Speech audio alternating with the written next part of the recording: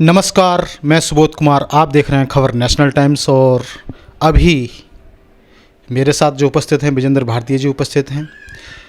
आज सबसे बड़ा सवाल बनता है, जो वादे किए थे जॉब को लेकर, या फिर आज जो बेरोज़गारी चल रही है, किसानों के मुद्दे को लेकर के, आज वही जवाब जनता मांग रही है। आप देखेंगे कि ट्विटर पर ट्रेंड चल रहा है, मोदी जवाब दो। और कुछ समय पहले एक ट्रेंड और चला था, मोदी जॉब दो या रोज़गार दो। तो इसी मुद्दे पर हमारे साथ चर्चा करने के लिए उपस्थित हैं विजेंद्र भारतीय जी, जो कि भीम सेना से प्रभारी हैं, और हम उनसे इस मुद्दे पर बातचीत करते हैं। जी विजेंद्र जी, आपका बहुत बहुत स्वागत है हमारे इस चैनल में। तो क्या कहेंगे आज के इस ट्रेंड पर आप, जो अभी चल रहा, युवाओं ने चला रखा है, जो चाहे वो देश का युवा हो या मजदूर हो या किसान हो, ट्विटर पर चल रहा है ट्रेंड कि मोदी जवाब दो, क्या कहेंगे इस पर? जी, सबसे पहले जितने भी दर्शक हम लोगों को सुन रहे हैं या आगे सुनेंगे और जुड़ेंगे, सभी को जय भीम। बहुजन समाज में जन्मे सभी संतों और गुरुओं और महापुरुषों को नमन। देश के अंदर 2014 में नरेंद्र मोदी जी की सरकार जब सत्ता में आई थी, तो इन्होंने अनेकों वादे किए थे। सबसे पहला वादा था इनका, बहुत हुई महंगाई की मार, अब की बार मोदी सरकार। दूसरा इन्होंने वादा किया था डीजल पेट्रोल पर, कि बहुत हुआ डीजल पेट्रोल पर वार, अब की बार फिर मोदी सरकार।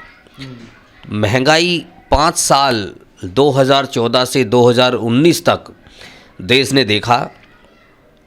नरेंद्र मोदी जी ने अपने मंत्रिमंडल में जितने भी नेताओं को मंत्री बनाया,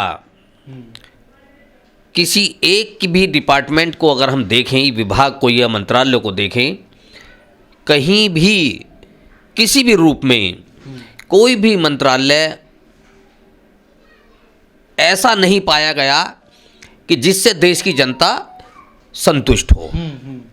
स्वयं नरेंद्र मोदी प्रधानमंत्री रहते हुए, मैं पहले 5 साल की बात कर रहा हूँ, पूरे देश की जनता, जो इन्होंने वादे किए थे कि मैं 2 करोड़ रोजगार दूंगा, मैं 100 स्मार्ट सिटी बनाऊंगा, गांवों को शहरों से जोड़ूंगा, नहरों को साफ करके लोगों तक स्वच्छ पानी पहुंचाने का प्रबंध करूंगा,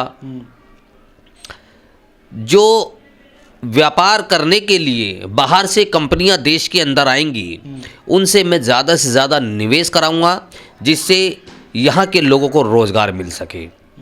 ऐसे पता नहीं कितने वादे नरेंद्र मोदी ने कर दिए, झूठ बोल करके सत्ता हासिल कर ली। ईवीएम के माध्यम से ये सत्ता में आए। फिर 2019 में चुनाव होता है और इन्होंने उन मुद्दों को छोड़ दिया। एक भी मुद्दे पर इन्होंने बात नहीं की। स्टार्टिंग में इन्होंने कहा था कि पाकिस्तान के अंदर जितना भी आतंकवाद है और भारत के अंदर वहाँ से जो भेजा जाते हैं लोगों को, टेररिस्टों को जो यहाँ भेजा जाता है, कि मैं उसको समाप्त करूँगा, और अब एक शीश नहीं कटेगा, हम उसके बदले में 10 शीश काटेंगे। एक भी जगह ये कामयाब नहीं हो पाई। उल्टा भारत के अंदर अनेकों आतंकी हमले हुए, हजारों भारतीय जाबाज सिपाहियों ने, हमारे जवानों ने शहादत दी, अपनी प्राणों की आहुति दी। देश ने उन जवानों के शवों को अपने कंधों पर ढोया। आतंकवादियों को मारना तो अलग बात था, हम लोग अपने ही सैनिकों की शवों को अपने कंधों पर ढो रहे हैं और उनका अंतिम संस्कार कर रहे हैं। जी, मुझे ये बताइए कि अभी जैसे आपने कहा था कि ये सरकार ईवीएम के माध्यम से आ गई, लेकिन अभी जैसे अगर मैं बात करूँ, किसानों का आंदोलन चल रहा है, 3 महीने से भी ऊपर हो गए हैं, और इसी आंदोलन के साथ साथ युवाओं का भी आंदोलन जगह जगह, देश के जगह जगह चल रहा है देश में। लेकिन अभी भी ईवीएम का मुद्दा क्यों नहीं बनाया जा रहा? जब सबको पता है, आप भी कह रहे हैं कि ईवीएम के माध्यम से आई है, तो फिर ईवीएम पर आंदोलन क्यों नहीं हो रहे? वो कानूनों को लेकर कर रहे हैं, अच्छी बात है, लेकिन ईवीएम का मुद्दा क्यों नहीं आ रहा सामने, क्यों नहीं बन रहा? सुबोध जी, ईवीएम चुनाव के टाइम पे इस्तेमाल की जाने वाली एक मशीन है, वोटिंग मशीन, जिसके माध्यम से चुनाव होता है। लेकिन दिन प्रतिदिन और कंटिन्यू रोजाना व्यक्ति को पेट भरने के लिए खाने की ज़रूरत होती है, भोजन की ज़रूरत है, अन्न की ज़रूरत है, बहन बेटियों की सुरक्षा की ज़रूरत है। आज जनता पूरी देश की सड़कों पर है, अपने लिए भरण पोषण से जुड़ी हुई संसाधनों को जुटाने के लिए, आज अपनी बहन और बेटियों को सुरक्षा प्रदान करने के लिए, आज अपने लिए रोजगार मांगने के लिए। देखिए, अभी तो किसान सड़कों पर आया है। जी जी जी। 2019 में जब चुनाव हुआ था, नरेंद्र मोदी जी की सीट से, बनारस की सीट से एक जवान ने पर्चा भर दिया। जी जी जी। नरेंद्र मोदी के पेट में दर्द हो गया। भारतीय जनता पार्टी पूरी तरीके से उस जवान के नॉमिनेशन को, नामांकन को फर्जी या असंवैधानिक करार देने के लिए इन्होंने एड़ी चोटी का जोर लगा दिया। वहाँ के कमिश्नर को, वहाँ के डीएम को बराबर कंटिन्यू फ़ोन कर करके बोला जा रहा है कि उसको किसी भी तरीके से उसके नामांकन को रद्द कर दीजिए, वो मेरे सामने चुनाव ना लड़ पाए। इस तरीके की जो इनकी बातें हैं, और जब चुनाव होता है, पहले इन्होंने कोई वादा पूरा नहीं किया, उसके बाद जब चुनाव होता है, जब 2019 में जब पुनः सरकार इन्होंने बनाई है, तो इन्होंने पुलवामा हमला करके देश के सैकड़ों जवानों की शहादतों पर इन्होंने सरकार बनाने का काम किया था। और एक बहुत बड़ी मदद इन्हें ईवीएम के माध्यम से मिलती है। देखिए, हम लोग हमेशा देश हित में, समाज हित में संवेदनशील रहे हैं, संघर्षरत रहे हैं। आगामी जब जब भी देश और समाज के ऊपर किसी भी तरीके का संकट आता है, तो भीम सेना हमेशा सदैव सड़कों पर भी आई है अपने अधिकारों को लेकर के, क्योंकि ये हमारा कॉन्स्टिट्यूशन अधिकार है। जी जी जी। मुझे ये बताइए कि जैसे अभी महाराष्ट्र में न्यूज़ भी सुनने में आई थी कि जो महाराष्ट्र सरकार है, नाना पटोले जी करके हैं कोई, उन्होंने ये अध्यादेश लाने के लिए बोला है कि भाई हम जो आर्टिकल 28 संविधान के तहत हम बैलेट पेपर से भी करा सकते हैं, इस तरह का अध्यादेश लाने के लिए उन्होंने बोला है महाराष्ट्र सरकार के द्वारा। तो वहीं पश्चिम बंगाल में भी चुनाव है, तो ये ममता बनर्जी हैं, वो क्यों नहीं कर सकते? कि ऐसा भी ये राज्य सरकार है और राज्य सरकार क्यों नहीं कर सकती? देखिए सुबोध जी, बात यहाँ पश्चिम बंगाल की नहीं है, ना ही महाराष्ट्र की है। ज़रूरी नहीं कि हर एक स्टेट के अंदर भारतीय जनता पार्टी की सरकार है।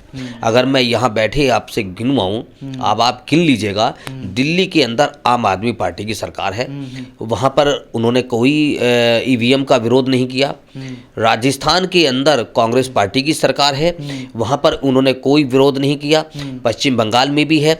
इसके अलावा और कई जगहों पर, कई राज्यों में, छत्तीसगढ़ में भी कांग्रेस पार्टी की सरकार है, कांग्रेस भी और बीजेपी भी। ये ईवीएम, देखिए कांग्रेस ही ईवीएम लेकर के आई थी।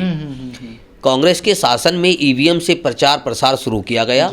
तब भारतीय जनता पार्टी के नेता टीवी पर आकर के न्यूज़ चैनलों के माध्यम से शोर मचाया करते थे, चिल्लाया करते थे कि भाई ईवीएम में सेटिंग हो जाती है, एक छोटी सी चिप होती है, उसको कहीं भी किसी भी रूप में प्रभावित किया जा सकता है और चुनाव को कहीं ना कहीं अपने पक्ष में किया जा सकता है। सुब्रमण्यम स्वामी की कई बार ऐसी स्पीचें, जो भारतीय जनता पार्टी का एक बड़ा चेहरा है, उनकी वीडियोस ऐसी हैं जो हम लोगों के सामने हम लोगों ने काफ़ी बार देखी हैं। कांग्रेस पार्टी ईवीएम लेकर के आई, भारतीय जनता पार्टी ने ईवीएम से सरकार बना ली, लेकिन जहां जहां चुनाव हो रहे हैं आज, ये ईवीएम, मैं मानता हूं ईवीएम से चुनाव हो रहे हैं, लेकिन अभी जो हाल में हम लोगों ने चुनाव के नतीजे देखे हैं, आज ही आपने देखा कि दिल्ली के अंदर 5 सीटों पर कभी भारतीय जनता पार्टी के प्रत्याशी थे, लेकिन आज जो रिजल्ट आया है कि वहाँ भारतीय जनता पार्टी की कोई सीट ही नहीं आई है, बिल्कुल शून्य। ईवीएम से ही चुनाव हुआ है।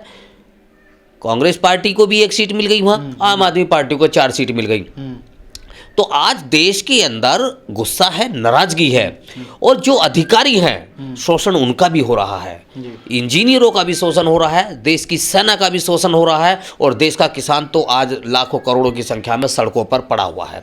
3 महीने से ज़्यादा हो गए अपने परिवार को छोड़ करके वो वहाँ बैठे हुए हैं। और किसानों ने कल ही एक अध्यादेश जारी किया है कि पश्चिम बंगाल के अंदर हम जाकर के भारतीय जनता पार्टी की जितनी भी उसकी कमियां रही हैं और जितनी भी उन लोगों ने देश के साथ जो छलावा जो किया है उसका हम प्रचार प्रसार वहां जाके करेंगे और इनको वहां भी हम लोग हराने का काम करेंगे। ये किसानों की बात नहीं है, ये देश की आवाम की बात है, देश की जनता की बात है। जनता सड़कों पर है। आने वाले समय में मैं मानता हूं 2022 का भी चुनाव उत्तर प्रदेश का है और उसके बाद फिर 2024 में फिर लोकसभा के चुनाव होने हैं। चाहे चुनाव ईवीएम से हो, चाहे चुनाव बैलेट पेपर पे हो, हमें वोट का अधिकार है, मतदान का अधिकार हमें है। लेकिन अब भारतीय जनता पार्टी कहीं भी आने वाली नहीं है। आपने अभी कहा कि सोशल मीडिया पर एक ट्रेड चल रहा है, मोदी जी जवाब दो। मोदी जी जवाब दे ही नहीं सकते, वो तो अपने मन की बात सुनाने वाले व्यक्ति हैं। वो अपने मंत्रियों की नहीं सुनते, देश की जनता की क्या सुनेंगे। नरेंद्र मोदी ने जो वादे किए हैं उन वादों को पूरा नहीं किया। नरेंद्र मोदी से आज देश की जनता सवाल कर रही है कि मोदी जी रोजगार तो बताइए। अभी जैसे अभी आपने कहा था कि दिल्ली में जैसे अभी जो नगर निगम के उपचुनाव हुए थे तो उसमें 4 सीटें आम आदमी पार्टी की आ गई, ठीक है। मतलब इसका मतलब ईवीएम का विरोध करने की जरूरत नहीं है। नहीं, देखिए ईवीएम का ये छोटे चुनाव हैं, जब बड़ा चुनाव आता है तब ये मशीनों को बिल्कुल सेटिंग करते हैं उनकी। छोटे चुनाव में इनको पता है कि छोटे चुनावों में जनता का विश्वास जीतने के लिए उन चुनावों में ये मशीनों को कहीं भी किसी भी रूप में डिस्टर्ब नहीं करते हैं, उनमें कोई सेटिंग नहीं करते हैं। लेकिन जब बड़ा चुनाव आता है, लोकसभा का चुनाव जब आता है, हम लोगों ने अभी उत्तर प्रदेश का पिछला चुनाव देखा, भारतीय जनता पार्टी के पास कोई उपलब्धि नहीं थी, तीसरे नंबर की पार्टी, और वहां 325 सीट जीतने में कामयाब हो जाती है।